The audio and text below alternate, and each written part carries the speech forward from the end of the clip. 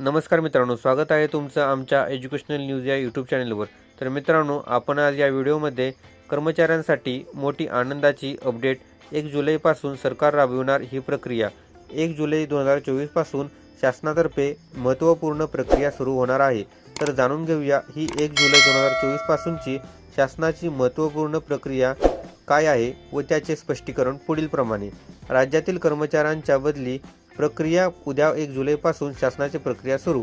राज्यातील कर्मचाऱ्यांची बदली प्रक्रिया उद्या 1 जुलैपासून शासनाची प्रक्रिया सुरू।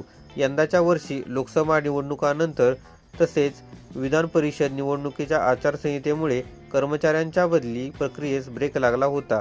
तर आता 1 जुलै 2024 पासून कर्मचाऱ्यांच्या बदली प्रक्रियेस सुरुवात होऊन बदलीबाबत वेगवान हालचाली सुरू होत आहेत।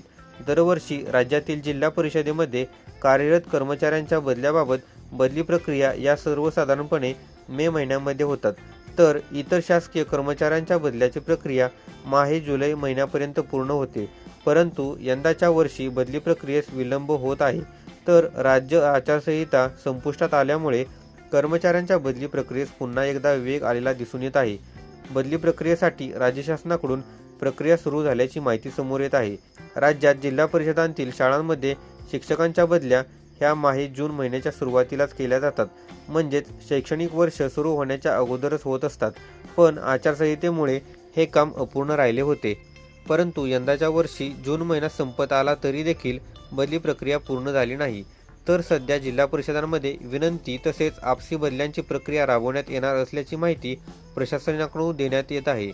त्याचबरोबर शासकीय कर्मचाऱ्यांच्या बदल्याबाबत देखील केवळ विनंती बदल्या ह्या तुर्तास माननीय मुख्यमंत्री यांच्या सहीने बदली केली जाणार असल्याची माहिती माननीय मुख्य सचिव यांनी कर्मचारी संघटनेच्या बैठकीदरम्यान सांगितले आहे। तर राज्यातील सर्वसाधारण बदल्या व प्रशासकीय बदल्याबाबतची प्रक्रिया ही जुलै महिन्याच्या दुसऱ्या आठवड्यापासून राबविण्यात येणार असल्याची माहिती देण्यात आली आहे। यामुळे बदलीची अजून काही काळ वाट पाहावी लागणार आहे।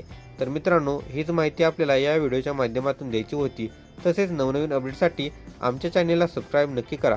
चला तर मग पुन्हा भेटूयात नवीन व्हिडिओमध्ये। धन्यवाद। जय हिंद, जय महाराष्ट्र।